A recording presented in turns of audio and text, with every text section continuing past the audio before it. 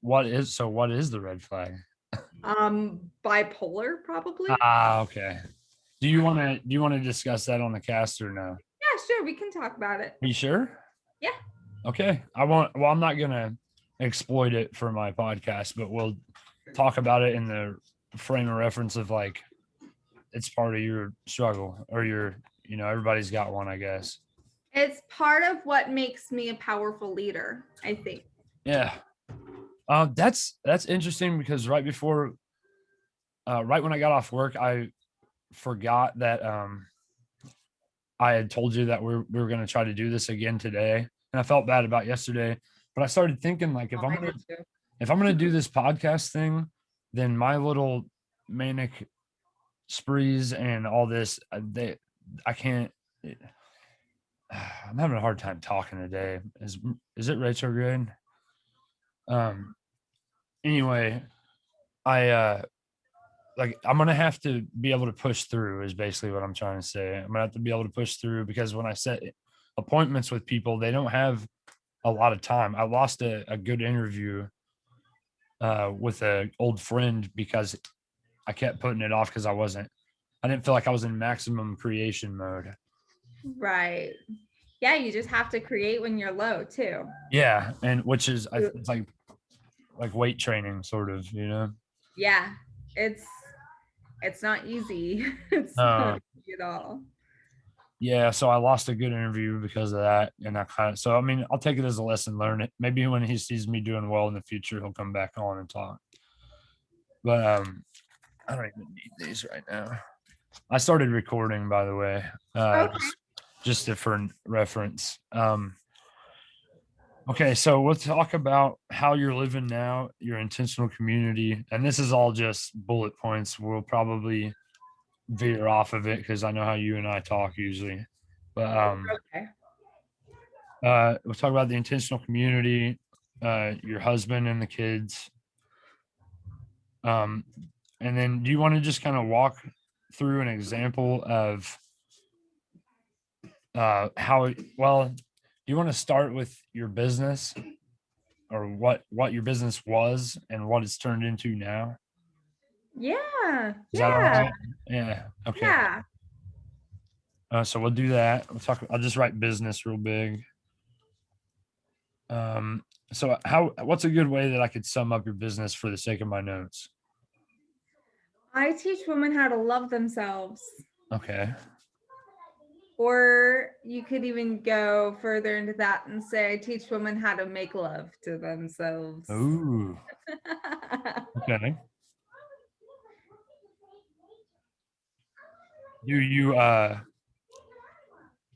Do you teach them like like with toys? Like actually teach them how to I encourage the women that I work with to not use Oh, toys. Or really? if they're going to Okay. use toys, to use glass or crystal.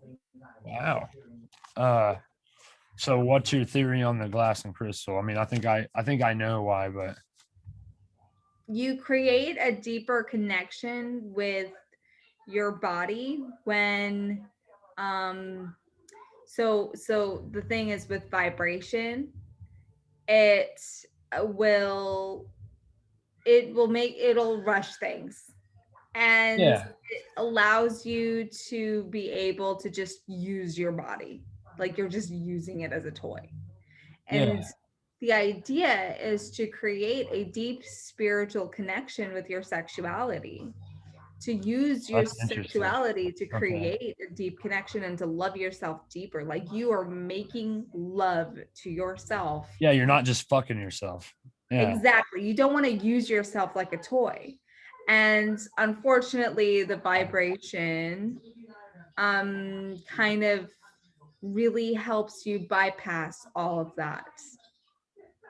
Yeah, and then you are left with a sort of an empty feeling after your orgasm. Yeah, yeah. But if you make love to yourself, then that empty feeling is more, it's like you don't have that empty feeling. You feel fulfilled. You feel emotionally fulfilled. And you It's got and you have a little bit of a different look when you look at yourself in the mirror. Like it's intimate. Yeah. Yeah, so I That's just actually encourage not to use vibration. that's really clever.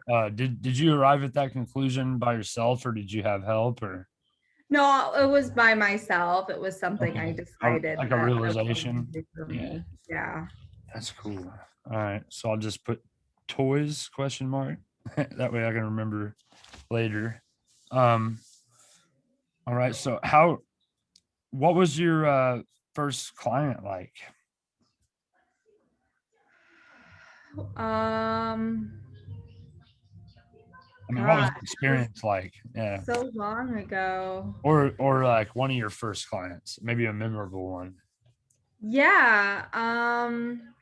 Well, I started reading tarot. Okay. That's how I started, was I was reading tarot. And I was That's how you nervous. started interfacing with people. Yeah. Yeah, that was like my first venture at business, was I was reading tarot cards. And I can't remember my first session, but I remember how nervous I was with all of the clients. It was like I was trying to validate my beauty and my awesomeness Yeah. by having other people like me with my readings. I was really good, and so it was like that extra validation. Yeah, Okay. but that's when I first started, and it's grown to be way different now. But I basically was just reading tarot cards, and I realized that it just wasn't enough. Like my sessions were never enough. Like I was never giving them enough. It was never, yeah.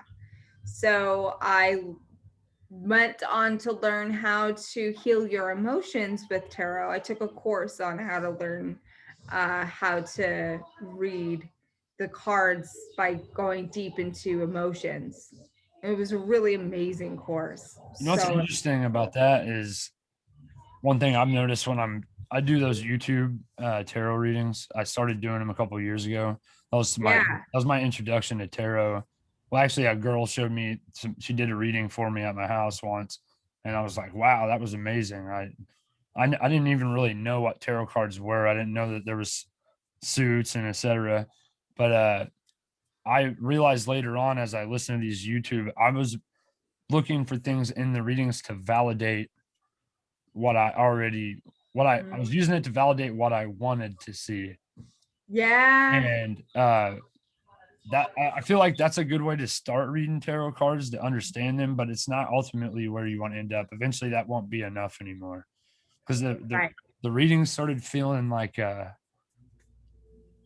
I don't know, I was like, okay, they're being vague, you know. I started getting into that mindset, like that could apply to anything. But as I'm progressing in my like tarot journey, I'm finding that. Well, I mean, look at this. I'm wearing a. This my. oh right, that's That's, the that's moon. for Nice. Pisces. But I started understanding the deeper meanings behind the elements, the symbolism, the alchemy, the lessons that are behind those alchemical symbols. Um, and then I slowly learned how to relate each card to I'm not doing a good job of explaining this, but um, I think where I was going with that was that validation isn't enough for a spiritual journey. You need emotional fulfillment, like a wholeness. Yeah, Yeah. So yeah, how did you yeah. find how did you find out how to like did you have a couple failed sessions Oh yeah, that taught oh you yeah. good I've had lessons? 'Cause so many. I'm asking I because still get failed sessions. I want to do Sometimes you tarot just work cards. with Yeah. somebody. I'm sorry, I'm talking over you. No, I'm talking over you. I apologize. But I want to read tarot cards on YouTube someday, but I haven't had the guts to do it yet. Oh, you should. You should just jump. Yeah, see the thing I figure if I don't charge then and just do those general readings like on Yeah, YouTube at first and then maybe if somebody likes my readings then do a personal one over Zoom or whatever. But yeah. Yeah, so you want to tell me about a time that, man, I feel like we're kind of wasting the stories right now. Well, I could always edit this to be the episode, somehow, maybe. I don't know. Either way, I'm good either way. Are you? Okay. Yeah. Like my what? You are Jamie. Young Jamie. Yeah. Oh, do you want to say hi to Austin? He can't see Hey. you. Yeah. That's my baby cousin. He's not so little anymore. Aw. I'm his godfather technically. Since Wow. we both had the same godfather and he died. So since I'm older than him, I'm taking over, I guess. Yeah, so if anything happens to my That mom makes and dad- sense, right? if anything Yeah. happens to my mom and dad, I guess. Yeah. Yeah. He's 21 now. I'm 22 now. Are you 22? Oh yeah, July. Or June, isn't it? It's July. Is it July? Your brother's. Mine's July 27th. It's yours. Anyway, sorry, Jen. Where were we? All right, so we were talking about bad lessons. You want to talk about bad sessions? I mean, bad session lessons. Oh, sometimes you just stumble and you don't know, you don't know what you're talking about, and you stumble, and most of the time when you have a bad session, it's because you don't relate, you don't connect to the client, and there's like a disconnect between you two. And you're trying to work through it instead of just saying, hey, I don't think that we're compatible with each other. So like you stumble all over your words, nothing seems to hit right, nothing's hitting home, it's like a big giant fiasco, and then you end up feeling like you're this absolute failure when really it's just because you weren't compatible with that person. And my biggest struggle with that is being honest with people. Like I want to like everyone, and I want everyone to like me. And Still have so that trait, yeah. and so when I get that disconnect from a client, it's like, oh, I struggle through it. And so sometimes I'll still even have that because I don't have the balls to say, I don't think that we're working well together. And I think that you need to find someone else to work with. There's a really good parallel there between this spiritual client customer relationship, Yeah. actual relationships. I think. Yeah, That's exactly. really, So that true. really applies to my life right now. I finally had to just tell this girl, like, I'm not going to put all that out on the podcast, but you know what I mean? Like, I had to just say, Yeah. listen, we're not compatible. Right. As much as I do enjoy your company, I'm looking for more than just safety. Yes, baby. Oh, what happened? Did you buy a book? Oh no. Nope, she did not. You have hi, you're famous. You're on TV.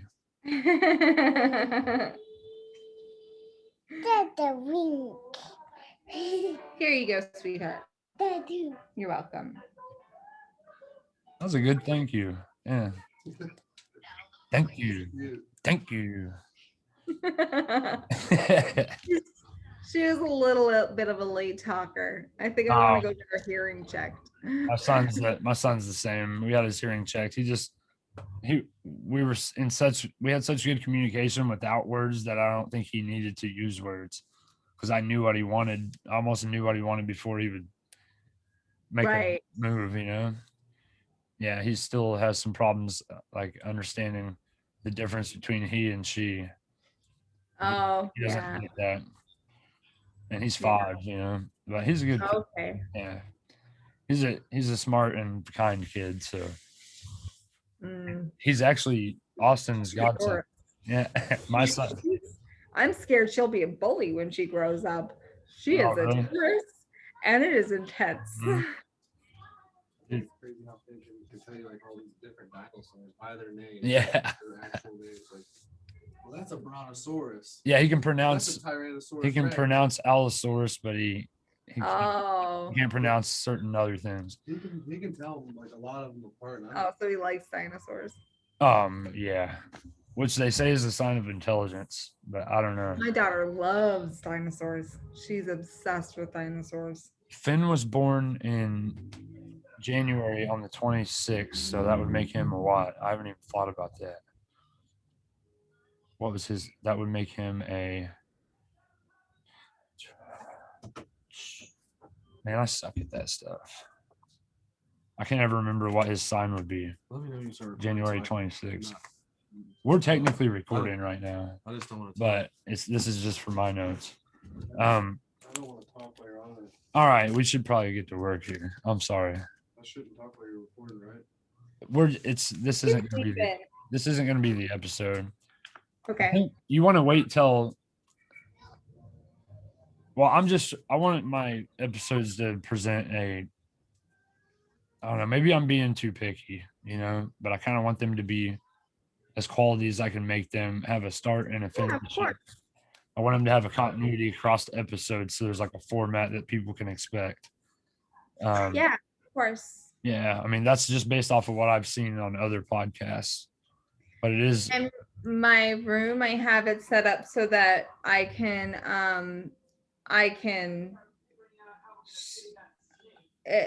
there's a background, like you'll kind of see my altar, and yeah. Oh yeah. I haven't. My altar's Better over not. here on that little where the candle is. Oh, nice. Yeah, it's in disrepair. I've been meaning to reset it up and set some new intentions for it. And also, I don't even know what I'm praying to anymore. I'm kind of lost right now. It's okay. No, Pretty much praying to my subconscious these days. it worked. Yeah, that's God to me. Okay, so we'll go from I'll just talk about tarot, then the transition from that to how did you get the idea to help women with their sexuality or with making love themselves? It was to their- just it was a process. I came out as a sexual healer, which took like 3 years for me to actually come out and start doing. And then when I came out as a sexual healer, it was like this big explosion happened in my life and I needed to work on me. So I took a whole year to just work on me. And then when I came to, I realized how much I could help women with all of the work that I've been doing, specifically moms, because I'm a freaking rock star when it comes to loving myself. And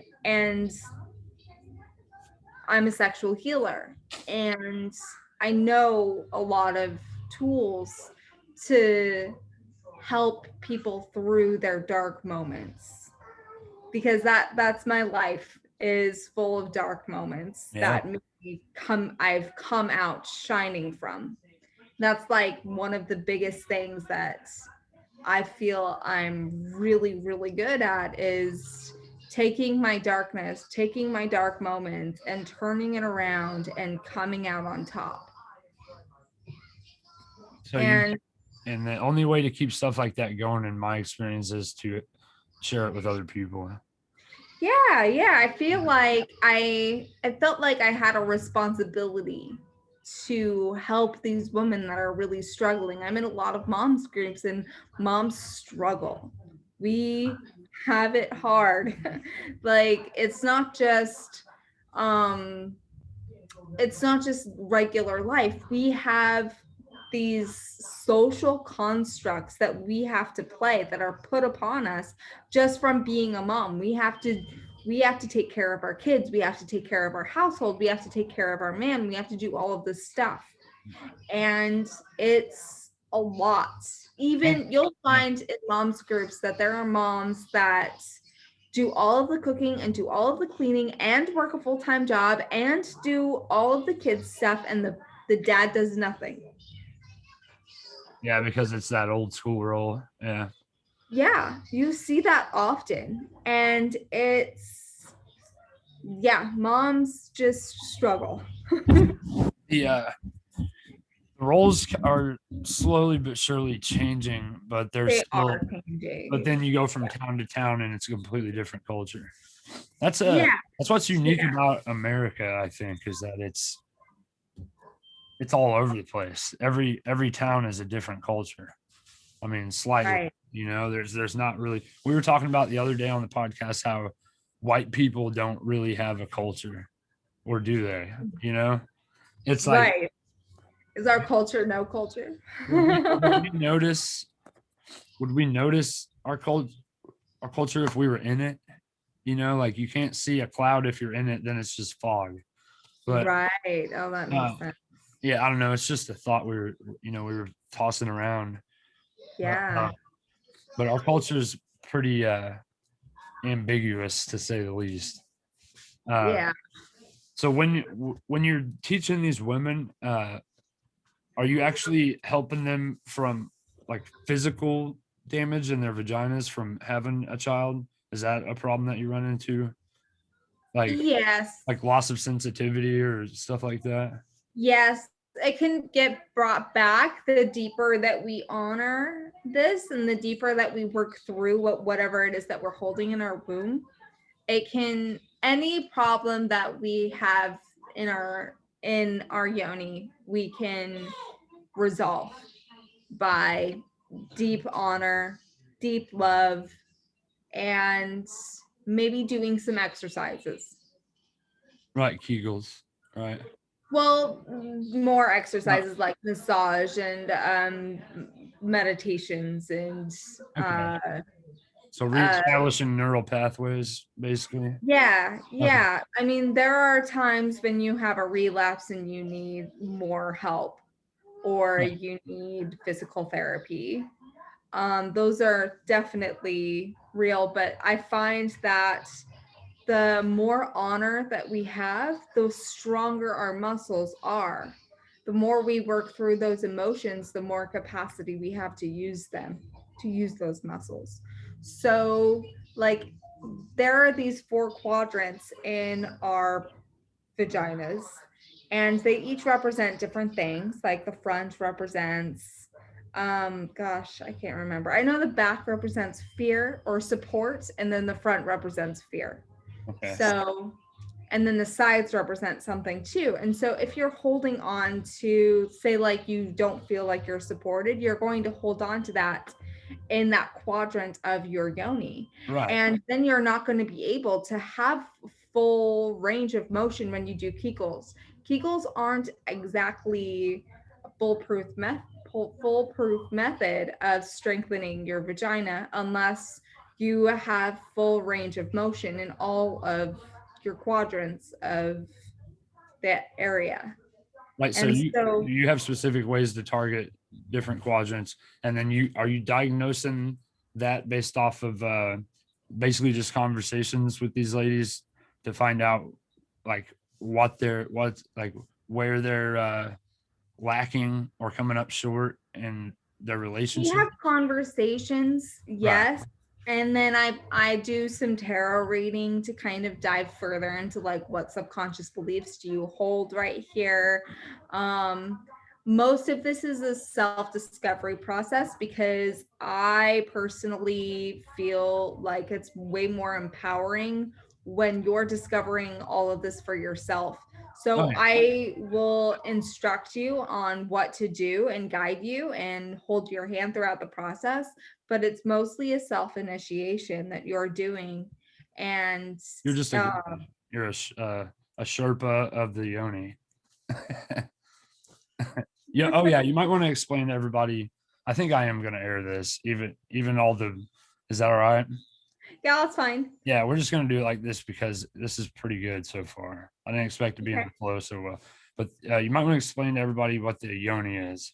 I know, So but yoni is Sanskrit right, for the doorway to heaven. There's a couple different explanations you can use, but it's basically like looking at your yoni as if it's the portal to heaven, because that's what your womb is. It's all, that's your connection to what's sacred, and that's why men will gravitate towards women with their power, because they don't have a womb. They don't have a direct line to heaven like women do. And so men, like a woman is around here, and you'll see it when like you're living with a man, he'll always have to be around you on some, even if he's not doing anything, he'll just have to be around you because you have a womb Yeah. and he doesn't. Man, I will say this. I do a lot better being around women. Like Yeah. when I'm around, and I'm not a big believer in this toxic masculinity thing. I think there's a place for masculinity. Oh Uh, yeah. Oh there's hell definitely too much testosterone sometimes, no doubt. But I yeah. do find it very comforting just to be around a woman. Uh, Yeah. Yeah. yeah, And it's just to be too much. Yeah, I have exercises for men to help them stay connected to the womb without being in their toxic masculinity. uh, but it's really important for us as women to realize how much power we have in our bodies. And when we start doing that, it just opens up worlds of possibilities and opportunities. So how do you feel about the role of men and women? The roles, like, do you think they're strictly? I'm not trying to start shit here. I'm just saying, like, No, not at do you all. think it's different for every? Do you think it's different for every woman as far as how much of a woman's role they take on, or do you not adhere to a strict definition? I don't adhere to, I have a lot of different beliefs on this. Right. Like I have beliefs that probably aren't meant to be shared. Oh yeah. But basically, like, um, there's, I'm gonna say divine feminine and then divine masculine, and that each person has their own range of motion in whichever one they operate in. So for me, example, I'm a very feminine person. I'm extremely feminine. I have to make an attempt to harness my masculinity and stay balanced, or A concerted or effort. Yeah, you have to make a yeah, concerted effort. Yeah, I have to make an effort to, or else I'm just in flow all the time. yeah. But there are women that have a lot more masculinity, and that's normal for them, and that's Yeah. totally fine. Everyone has So different baselines. Yeah, exactly, it's right. a spectrum. No doubt. Yeah. But when I say, when I think about it as like the divine feminine energy and the divine masculine energy, they're polarizing and they feed off of each other. So one is very leading, one follows. One is very dominant, one is very submissive. One is very um strong, and the other finds strength in vulnerability. Yeah. One There's the is beauty and flow, the vulnerability. other is static consciousness. You know the Uh, that Star of David symbol?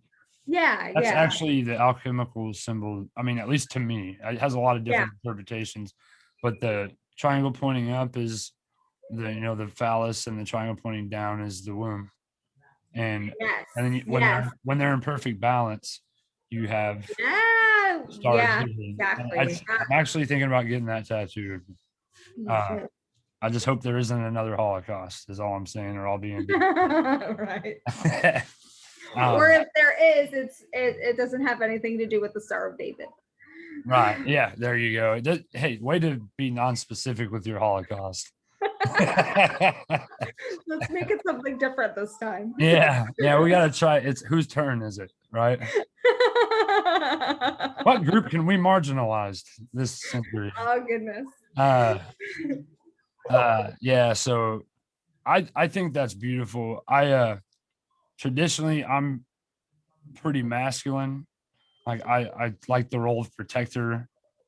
Um, I get scared sometimes. I get scared sometimes with the ultra feminist stuff because it makes me nervous, and I'm coming to terms with that. I know who I am as a man, and I think women want to take a lot of roles these days, that are making guys nervous because it's making them feel like they don't have a purpose. Yeah, and that's And what it's throwing I off the have a lot balance. of beliefs around that. Yeah. I'm not the It's traditional insecurity on feminist. our part, but I it's would say I'm very passionate about feminism and passionate about like me being submissive. That's an honor and that's a privilege and it's a gift. It's not something that you from abuse. you. It's a gift Once from you you. abuse Yeah. it, I disconnect like that. Yeah. It's not yours to abuse. That's an interesting And I approach. have I've to never feel heard safe. that before.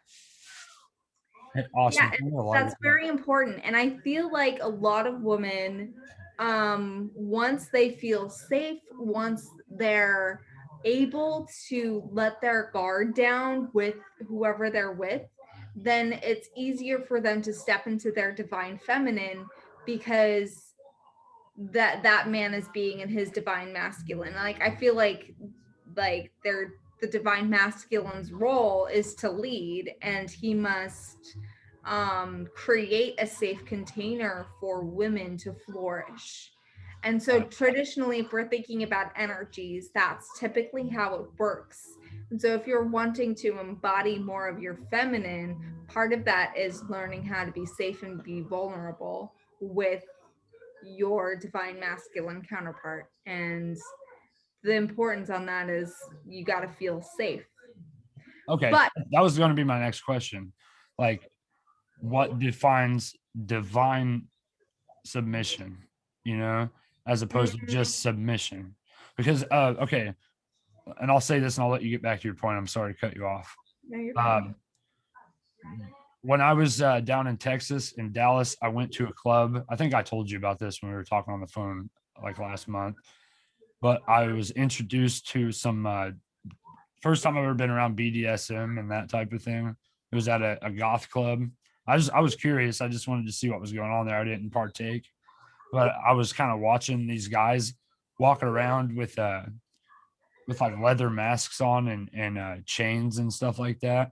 And so that was my first experience with like submission, and um it didn't feel very divine to me. It felt, you know what I mean? Yeah, there's So definitely shadow in what I'm talking about. right. There's definitely ways that it can go very shadowy. Yeah, and I think a lot of those people experience some sort of trauma in their life. They really want to find that safety. They really want to feel in their bodies or like everybody's always striving for a connection with anything. It's always Yeah. just trying to find connection and what feels good to them. Yeah, but there's something wholesome about when like in the relationships I've been in the past where I've been in real love, where it was, and then you have a good day with your partner and then she curls up in your arms and like breathes on your chest like that. That's what comes to mind when you're talking about divine submission Yes. and having making a container for Yes. them to flourish in. So when you say container, I think of like a strong clay flower pot. I'm glad you brought that up because I'm not necessarily talking about dominant and submissive in the But context that's of BDSM. right. The connotations of those words, though, bring it to most people's mind who have no. Some of the people that are going to be watching this are like my family, like older people, and Right. they have no clue. And when they hear divine submission, it's outside of their usual experience. So I wanted to clarify. Yeah, I'm here. Yeah, you're good. Take care of your baby. She had a little bit of a napping now. She's happy. Good deal. What's her name? Juliet. We'll call her Juliet. I love that. Juju. I like Juliet Lewis. And what was Montague? Juliet Montague. Oh yeah. Yeah. So back to where we were at. I don't know. Is there anything that you want to say more about that? Like, I feel like you were going to go on and I cut you off. No, it's all just a very fascinating concept of looking at the I feel like the divine feminine and the divine masculine, they feed off of each other. They need each other. It's an interdependent relationship. And so if you're moving towards being in your divine will, let's just say, like if you have a whole lot more masculine energy, that's perfectly fine. But if you're leaning more towards being in that divine in alignment vibes, um, think of it as more of an interdependency with the other counterpart of your divine. So independence is not what we're looking for here. Right. It's Yeah. interdependence. Interdependence is a lot different than codependence. Oh, very much. Yeah, we're not looking to be reliant on a partner. It's more of like energies. So this goes into my worship routine of I worship the sun as the masculine. I bring the sun's energy into my body and into my ovaries and into my womb. And that's how I harness my masculine energy. So you charge up on your masculine energy so do you do it as a routine or as needed? As a routine. I do it as a routine. And then also in other ways, I will take more action in my life. I will be more of a leader. I'll most of it for me is follow through and taking action. Asserting yourself, Yes, that for me, that's the big thing when I'm channeling my masculine energy. And so my feminine energy is directly reliant on that masculine energy for survival. I can't parent my kids without that energy. Right. And I'm trying to do that within my body's container. I'm not trying to do that with somebody else, with another person. But say, like, if I did have another person, it would be I'm fulfilled, he's fulfilled, we bring our fulfillment together, and him being fulfilled as a masculine helps me as a feminine, and that would just make it better. But I don't have or in times of, like, say the masculine's weakness, there's an ebb and flow and there's a dance. Yes, it's a dance. Yeah. Yes. That makes a lot of sense. I've sort of played with these ideas. I've never heard it put so, I don't know if literally is the right word, maybe metaphorically. I like it. It's beautiful. It's like poetry.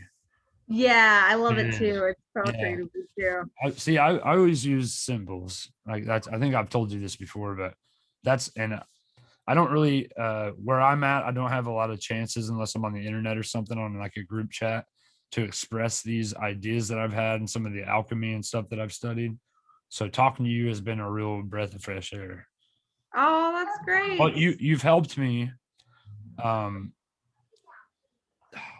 make my ideas tangible, because I draw a lot of symbols to remember big ideas like that masculine and feminine thing, and the yin yang's kind of played out, so that doesn't, it's, you see it everywhere so much that it kind of loses its meaning because it's cliche. Right. But I found other symbols that kind of represent the masculine and feminine balance, and I like that these classes that you do, bringing people in and allow them to express these kind of abstract ideas. And I'm a Pisces, so I'm extremely abstract and intuitive. So talking to you helps me bring this stuff into a tangible realm, and then then the idea can evolve and new facets shoot from it, and I'm learning these tiny little lessons off of these bigger lessons. So thank you, Jenna. Yeah. You're welcome. So where are you at right now in your business? Weren't you taking a break, or you're looking to get back into it, right? I'm creating a self-love course right now. And so I talk about a lot of the stuff that I'm talking about in the course, but the whole course overall is a self-love course. So it's tailor-made. Yeah. Yeah. So my mission right now is to help women fall madly in love with themselves while making love to themselves at the same time, and creating it into this bigger idea. making self-love into more of a bigger concept than just accepting yourself. It's I'm connecting all of these different pieces that I've learned about self-love into one container. I like it. I hope I can get some people to reach out to you. Um, I like the idea of you basically being a mentor, because a lot of people do love themselves. They just don't know how to make love themselves, and that's an important distinction. Yes, it's different. Yeah, And it's a so lot I different. yeah, so I talk about the importance of honoring our emotions, and then I talk about the importance of harnessing your sexuality and making love to yourself, and creativity, boundaries, self-care. I go over some daily practices with you, book recommendations, and it's this big, big, amazing thing that I'm creating. Yeah. So how can people find you? You just want to direct them to your Facebook? I can put it in the description box. Yeah, Jenna Uh, Meliora right now. You can add me on Facebook, and I'll or definitely be you tagging can, you in this so they can reach you that way. yeah, they can send me an email, jenna.meliora@gmail. Good. I'll put that in That's as what well. I have right now. I haven't created a website yet. Well, they can still talk to you over video, right? Yeah, of course. That's awesome. And are you taking male clients at the time, even though we talked about that Yes, earlier? yes, I Yeah, am. that'd be I great. don't do the same type of sex work that I used to Right, do, yeah, yeah. For obvious reasons. but I do still work with male clients. Okay. Um,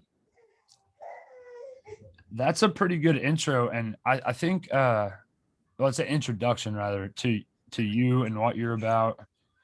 I don't know how long we've been on. Can you see? It doesn't set a timer. Okay.